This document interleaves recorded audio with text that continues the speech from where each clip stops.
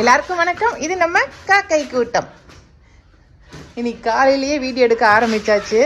இந்த மயிலோட சேட்டை தாங்கவே முடியறது இல்ல. என்னடா பண்ற? ஆளுங்களை பார்த்துட்டாதான் இந்த குதி குதிக்கிறது யானே தெரியல. குசியா எரிஞ்சு எடுக்குது மயிலுக்கு. என் மயிலு வெளியில பயங்கரமா பனிமூட்டமா இருக்குது பாருங்க. நல்ல நம்ம காம்பவுண்டுக்கு அண்ணா இருக்கிறது எதுவும் தெரியாது போல இருக்குது. அந்த அளவுக்கு பனிமூட்டம். உங்க வீட்டு பக்கத்துலயும் இப்படிதான் இருக்கான்னு சொல்லி சொல்லுங்க. சக்கூடுலாம் தெரியலையா? ஆமாங்க ஆமாங்க. நான் மணி 8 மணி ஆயிடுச்சு. ஆனா 8 மணி ஆயிடுச்சு அப்பயும் பனி பாருங்களேன் எப்படி இருக்குதுன்னு. சூப்பரா இருக்குது. அதான் பனிமூட்டமா இங்கேயே இப்படி இருக்குதுன்னா இன்னும் ஏற்காடு ஊட்டிலாம் எப்படி இருக்கும்? என்ன உனக்கு ஆச்சு? என்ன குதி குதிக்குதுன்னு. ஓகே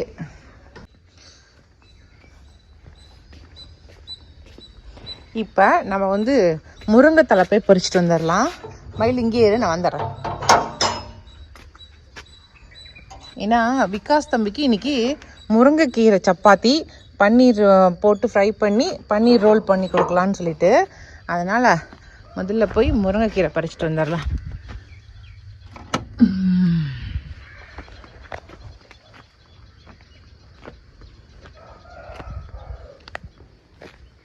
போகவே பயமாக இருக்குது கீரை பறிக்க போகவே. ஏன்னா காலங்காத்தால காட்டுக்குள்ளே வர்றதுனாலே ஒரே பயம்தான். இந்த மரத்தில் இருக்கிறத பறிச்சிடலாம். அன்றைக்கி வெட்டி விட்டுருந்தாரு, அதனால் நல்லா சூப்பராக தலை வந்திருக்குது. அதனால தான் இன்றைக்கி முருங்கைக்கீரை சப்பாத்தி செஞ்சு தரலாம் அப்படின்ட்டு.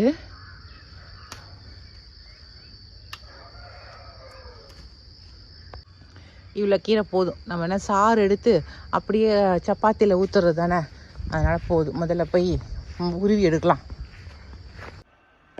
கீரைகள் எல்லாத்தையும் சுத்தப்படுத்திட்டேன். இப்போ நம்ம வந்து மிக்சி ஜாரில் போட்டு கொஞ்சம் தண்ணி விட்டு நல்லா அரைச்சிக்கலாம். அரைச்சிட்டு இந்த துணியில் வந்து ஊற்றி நம்ம வடிகட்டி அந்த சாறு மட்டும் எடுத்துக்கலாம். அந்த ப்ராசஸ் செஞ்சுட்டு காட்டுறேன் உங்களுக்கு.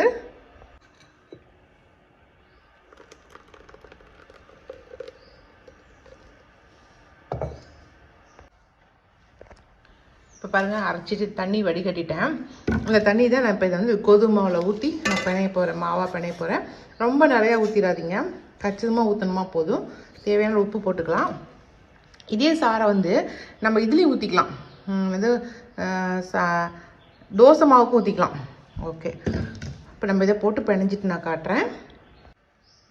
சூப்பராக மாவு பிணைஞ்சிட்டேன் பாருங்கள். பிணையும் போது நல்லா வாசமாக இருந்துச்சு. அப்படியே முருங்கைத்தலை வாசம் சூப்பராக இருக்குது. மாவு பிணைஞ்சாச்சு. இப்போ இதுக்குள்ளே வைக்கிற ஸ்டஃப்பிங் செஞ்சிடலாம். பன்னீர் ரோல் தான் செஞ்சு தர சொன்னால், அதனால தான் பன்னீர் ரோல் செய்ய போகிறேன்.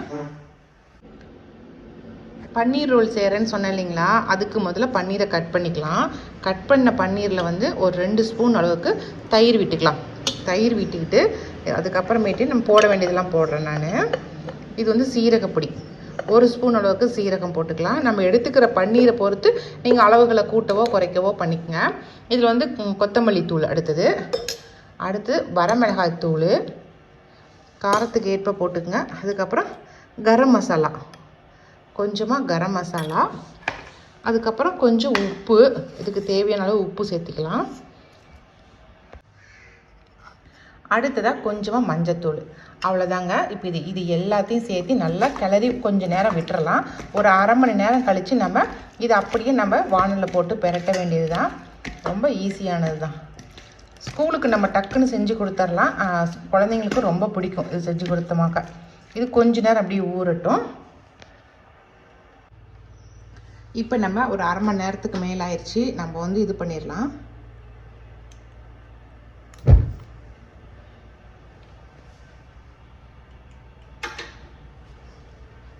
அப்படியே எடுத்து அதில் கொட்ட வேண்டியது தாங்க.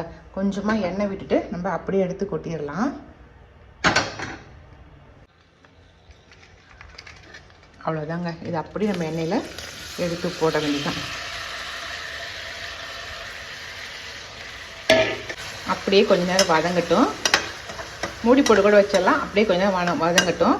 நீங்கள் எண்ணெய் ஊற்றுறதுக்கு பதிலாக நீங்கள் இது கூட போடலாம், பட்டர் கூட போட்டுக்கலாம். பட்டர் போட்டாலும் நல்லா க்ரீமியாக நல்லாயிருக்கு. ஞாபகம் இல்லாமல் எண்ணெயை ஊற்றிவிட்டேன்.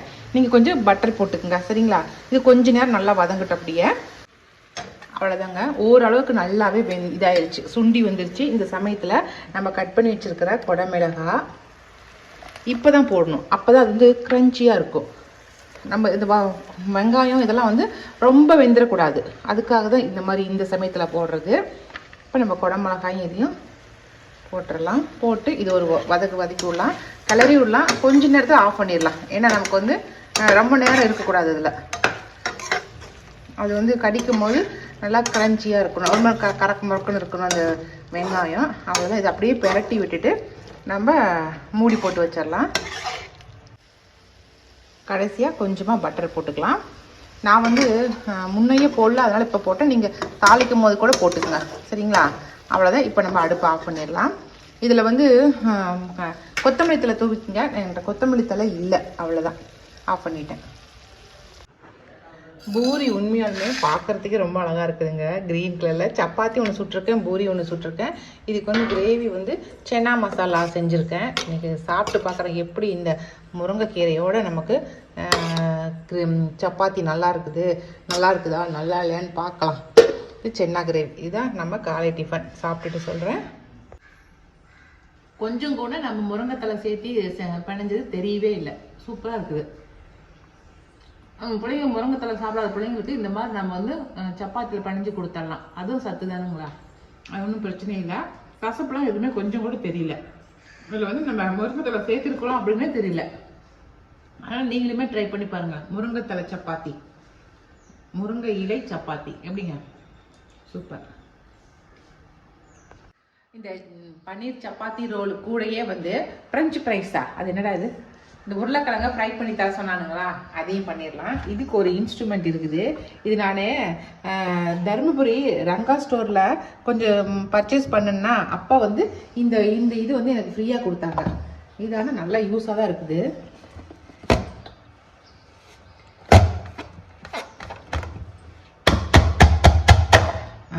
சூப்பராக வந்துருச்சு பார்த்தீங்களா, ஒரே மாதிரியே வந்திருக்கு. இது ரொம்ப நல்லா இருக்குது. அதனால் இது நல்லா இருக்குதுங்கிறதுக்காகவே இது பத்திரமா வச்சுருக்கிறேன். அப்பப்போ தேவைப்படும் போது இது எடுத்து நம்ம யூஸ் பண்ணிக்கலாம். ஆனால் இது ஃப்ரீயாக தான் வந்துச்சு. ஆனால் நான் காசு போட்டு வாங்குறதோட ஃப்ரீயாக வருது, நல்லா தான் இருக்க மாட்டேங்குது பார்த்தீங்களா. இது நல்லா தண்ணியில் போட்டு ஒரு 2-3 ட்ரிப் கழுவிட்டு கொஞ்சம் சுடு தண்ணியில் போட்டுட்டு அதுக்கப்புறம் ஃப்ரை பண்ணி கொடுத்து விட்டுறலாம். ஆனால் இவ்வளோ பெரிய உருளைக்கிழங்கு, ஆனால் இது என்னால் வச்சு அழுத்த முடியாது. ஐநாரை வச்சு நெல்டாங்கிறேன். என்ன ஐநாரு, கொஞ்சம் மீடியமான உருளைக்கிழங்கா இருந்தால் கரெக்டாக வந்துடும். வேறு உள்ளே போதும்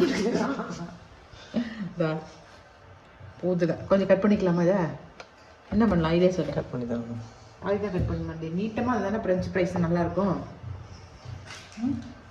கட்டி என்னன்னா கேட்குறான் பாருங்க. என்ன சின்னதாக போச்சு போட வச்சுக்கிறேன்.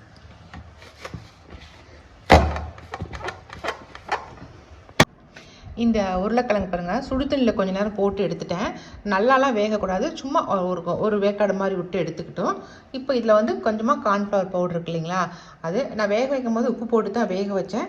அதனால் நம்ம மறுபடியும் உப்பு போட வேண்டிய அவசியம் இல்லை. அப்படியே நம்ம பொரிச்சிட்டு அதுக்கப்புறமேட்டு உப்பு கொஞ்சம், பெப்பர் கொஞ்சம், எது வேணாலும் போட்டுக்கலாம். அதில் சும்மாவே சாப்பிட்றதுனால நல்லாயிருக்கும். இது மாதிரி போட்டு வெறும் கார்ன்ஃப்ளவர் பவுடர் மட்டும் போட்டு பிரட்டிக்கலாம்.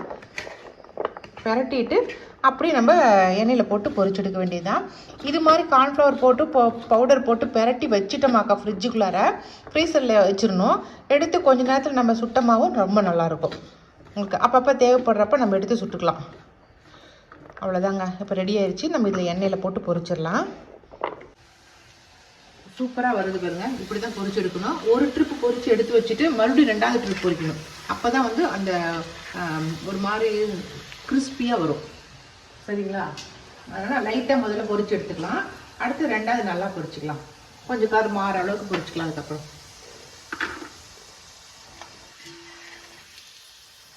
நிறைய இது முடிச்சுட்டு நான் வந்து இதுக்கு வறுமை கலைக்கு போகலாம் அப்படின்ட்டு இருக்கிறேன்.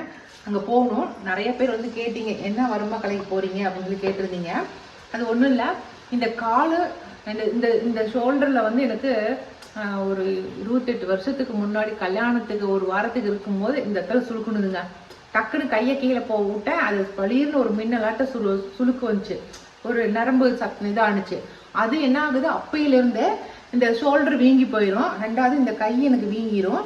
ஏதாவது வேலை பண்ணாக்க இந்த இடம் ஃபுல்லாக இது இப்போ இதெல்லாமே வலிக்க ஆரம்பிச்சிருச்சு. எனக்கு கழுத்து தலை எல்லாமே வலிக்குது எனக்கு.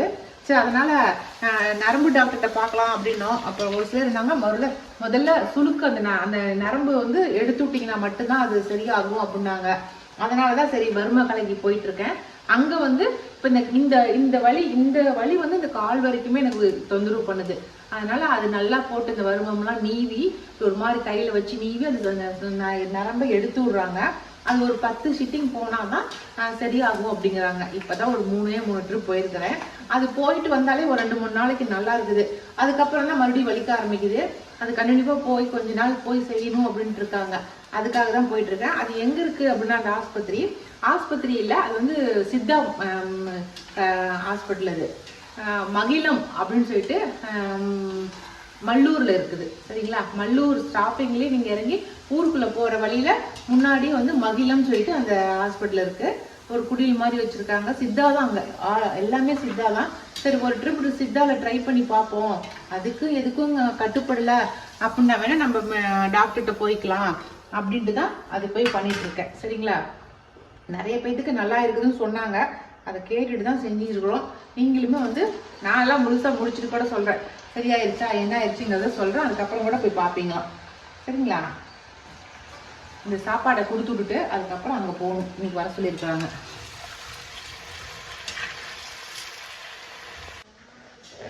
அவ்வளோதாங்க. இப்போ வந்து சப்பாத்தியில் வந்து நம்ம வந்து டொமேட்டோ சாஸ் இருக்கு இல்லைங்களா, அந்த சாஸ் கொஞ்சம் தொடவிக்கலாம். இது நம்ம மைனேஸ் இருந்தால் மைனேஸ் ஏற்றிக்கலாம். எனக்கு அந்த மைனேஸே பிடிக்காது. ஆனால் வெஜ்ஜு மைனேஸ் செய்யுமான்ட்டு போனால் எனக்கு டைமும் இல்லை, அதனால தான் செய்யலை. இப்போ இந்த பன்னீர் இதில் வச்சுக்கலாம். நான் எடுத்து சாப்பிட்டு பார்த்தேன், ரொம்ப நல்லா இருக்குது. இது அதில் கடையில் நம்ம எப்படி வாங்குறோமோ அது மாதிரியே இருக்குதுங்க, ரொம்ப நல்லா தான் இருக்குது. சரிங்களா, நீங்களுமே ஒரு ட்ரிப் ட்ரை பண்ணி பாருங்கள். அங்கே என்ன எதில் பொரிக்கிறாங்களோ எப்படி இருக்கோ தெரியாமல் இருக்கிறதுக்கு நம்ம வீட்டில் நம்மளோட எண்ணெயில் நம்ம ரொம்ப சூப்பராக செஞ்சு தரலாம் இல்லைங்களா. அதில் ஒரு 50% தான் வரட்டுமே, ஒன்றும் தப்பு இல்லை. அதனால் செஞ்சுட்டேன். சூப்பராக ஒரு பாக்ஸில் ஃப்ரெஞ்ச் ஃப்ரைஸ் போட்டு தர சொன்னால் அதையும் போட்டுட்டு ஒரு பாக்ஸில் நம்ம இது பன்னீர் ரோல் போட்டு கொடுத்துர்லாம். இது போட்டு இது மேலே வந்து நீங்கள் இது போட்டிங்கன்னா நல்லாயிருக்கும், மைனேஸ் போட்டாக்க. அவன் முட்டை சாப்பிட மாட்டான் இல்லைங்களா, அதனால் வைக்கல. நம்ம சைவ பன்னீர் போட்டுதாம்மா மைனேஸ் பண்ணுமான்னா அதுக்கு நேரம் இல்லை எனக்கு, அதனால தான். ஓகே, இப்படியே ரோல் பண்ணி கொடுத்துடலாம். அவ்வளோதான், இப்போ முடிப்போம். எல்லாத்தையும் ரெடி பண்ணிட்டேன். இந்த சப்பாத்தி ரோலு இது பேப்பர் போட்டு வேர் பண்ணணும், எனக்கு டைம் இல்லாததுனால அப்படியே வச்சேன். இதுனா அப்படியே எடுத்து சாப்பிட்டுக்கானுங்க, சாரியில் எதுவுமே. இது வந்து உருளைக்கிழங்கு, கொஞ்சம் உப்பும் மிளகாய் தூளும் போட்டேன். எங்களுக்கு முடிக்கணும். அவ்வளோதான். அடுத்தது நாங்கள் இது கொஞ்சம் மைசூர் பாக்கு வீட்டில் செஞ்சது, ரொம்ப நல்லா இருக்குது. அதனால் ஆளு கொண்டு வந்து சாப்பிட்டுட்டோம். கொஞ்சம் இனிப்பு கம்மியாக தான் இருக்குது, அதனால் வச்சுருக்கேன். அவ்வளோதான். இப்போ எல்லாத்தையும் பேக் பண்ணிடலாம். தண்ணி காலையில் டிஃபனுக்கு கொடுத்து விடும் போதே கொடுத்து விட்டுட்டேன், அதனால் தண்ணி தேவையில்லை.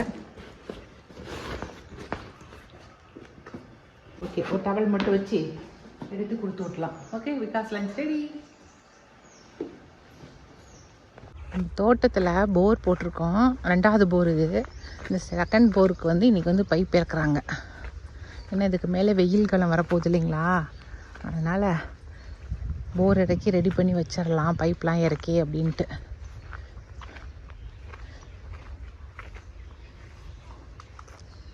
இந்த பைப்பு தான் இறக்குவாங்களா?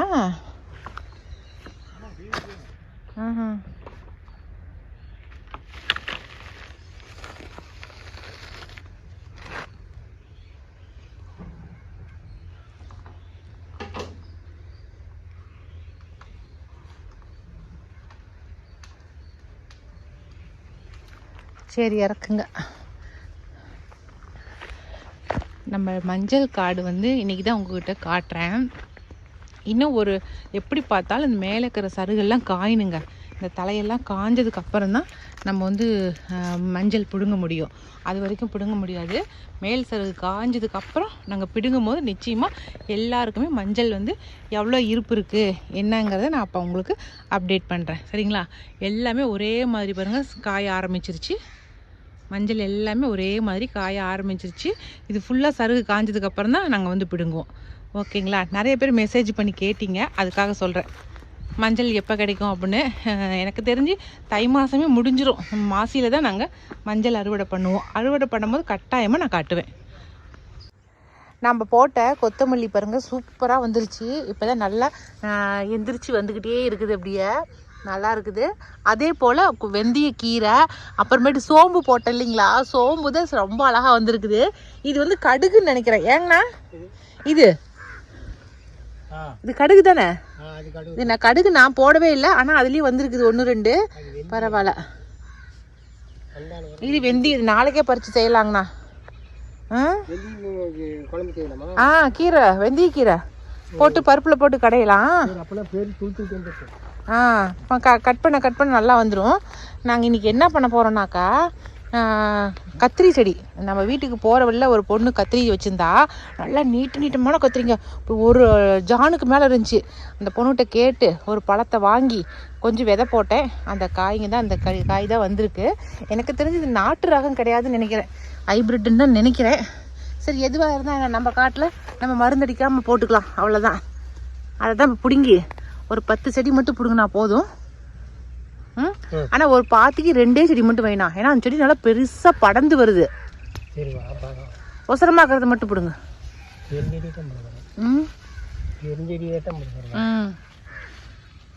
இதை காப்பாற்றுறதுக்குள்ளே எவ்வளோ பாடுபட்டுட்டுன்னு உங்களுக்கே தெரியும். நல்லா மழையில் மாட்டிச்சு இந்த விதை போட்டப்ப. அதனால் மேலே அந்த இரும்பு தகடை கொண்டு வச்சு அதுக்கு மேலே சருகு போட்டு மழை தண்ணி நேராக படாத அளவுக்கு கொஞ்சம் பண்டுதம் பண்ணி அதுக்கப்புறம் தான் இப்போ காப்பாற்றி கொண்டுருக்குறேன். சூப்பரான செடியாக இருக்குது. இது காய்க்கும் போது காட்டுறேன் உங்களுக்கு எப்படி இருக்குன்னு. இது கொஞ்சம் தக்காளி விதை நம்ம வீட்டுக்கு அழகாக கழுவுற இல்லைங்களா, கெட்டுப்போன பழமெல்லாம் கொண்டு போட்டேன். அந்த விதைங்கெல்லாம் பாருங்கள் அங்கே முளைச்சிருக்குது. அங்கே தக்காளி செடிங்கெல்லாம். நாளைக்கு அதுக்குன்னு ஒரு இடத்த ரெடி பண்ணி அதை அங்கே வச்சிடலாம். ரெகுலராகவே எங்கள் வீட்டில் வெண்டைக்காய், கத்திரிக்காய், தக்காளி இது 3ம் வந்து ஒன்று மாற்றி ஒன்று எப்படி வீட்டில் இருக்கும்.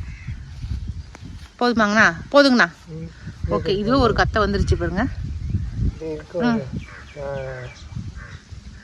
நம்ம தக்காளி காய் பார்த்தீங்களா, குட்டி காசி தக்காளி அழகா இருக்குது. இது அழகா இருக்குதுங்கிறதுக்காகவே தான் நான் வந்து இந்த தக்காளி போட்டிருக்கேன். கீழே மண்ணில் படாமக்கிறதுக்கு கீழே வந்து அந்த குச்சிங்களை கொண்டு அப்படியே படலாட்ட சொருகி இருக்கிறோம். அப்போ தான் மண்ணில் படாது அப்படிங்கிறதுக்காக. சருகுங்களை தக்காளி செடியும் பிடுங்குறாரு. கொஞ்சம் பெருசாக்கிறதெல்லாம் போட்டு வச்சிடலாம் அப்படின்ட்டு. நல்லா சூப்பராக பாத்தி போட்டாச்சு பாருங்கள். கால் போட்டுட்டாங்க, தண்ணி விட்டுட்டாரு. அதுக்கப்புறம் நம்ம செடி நட வேண்டியதுதான். இந்த 3 இடத்துலையும் பாத்திலையும் நட்டுறலாம் அப்படின்ட்டு. ஏன்னா மஞ்சள் காட்டுக்கு வந்து எப்படின்னு தண்ணி கட்டுவாங்க.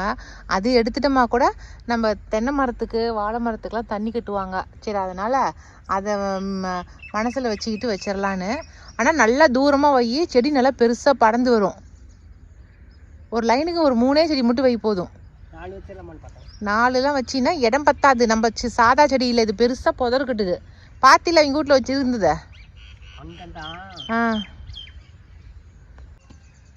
அடுத்ததாக தக்காளி செடி வைக்கலாம் அப்படின்ட்டு வச்சிட்ருக்கோம். இந்த தக்காளி செடியோட விதைகள் யாருக்காவது வேணுனாக்கா சொல்லுங்கள். உங்களுக்கு வந்து சாரி எடுக்கும் போது அது கூடயே உங்களுக்கு போட்டு விடுறேன்.